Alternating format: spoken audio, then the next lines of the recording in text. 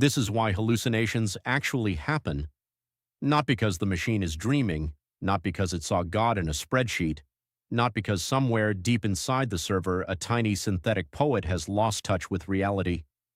Let's not flatter the appliance. A hallucination happens when an AI generates something false, unsupported, or invented and presents it as if it belongs to the world. The Season 1 version was simple. I can be wrong with confidence. Now let's open the wound. A language model generates text by predicting what token should come next. It does not begin with truth. It begins with probability. What usually follows this phrase? What answer shape fits this question? What source title sounds plausible? What kind of citation belongs in this costume? That is where the trouble starts, because plausible is not the same as true. A model can produce an answer that fits the pattern of truth without being anchored to truth itself. It can generate something that sounds like a fact, walks like a fact, has little fact-shaped shoes, and is still completely made up. This happens for several reasons. First, training data is messy. The internet contains truth, lies, jokes, outdated information, marketing, fan fiction, broken documentation, and men explaining topics they discovered 4 minutes ago. The model learns patterns from all of it. Not all patterns are reliable. Second, the model does not naturally know what it does not know. It may have weak information, conflicting information, or no real information at all. But the generation process still wants to continue. The prompt arrives. The machine is expected to answer, so it answers. Because silence apparently does not benchmark well. Third, many systems have historically rewarded guessing. If a test gives points for the right answer and no special reward for saying, "I do not know," then guessing becomes a strategy. Students do this, executives do this. Language models, tragically, learn from the culture around them. If confident guesses are rewarded often enough, the machine becomes very good at never looking uncertain while walking directly into a factual ditch. Fourth, generation is local and sequential. The model produces one token, then the next, then the next. Once a false direction begins, the following tokens can make it sound more complete, more structured, more convincing.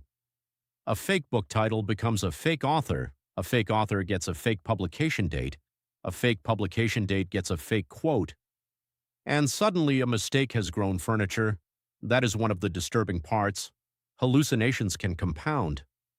The model does not just make one wrong move, it decorates the wrong move until it looks ready for company. Fifth, retrieval can fail too. RAG helps. Giving the model real documents helps, sources help, grounding helps. But if the retrieval system fetches the wrong material, misses the relevant passage, or hands over context that is vague, contradictory, or weak, the model may still produce a confident answer on bad footing. Now the hallucination has paperwork.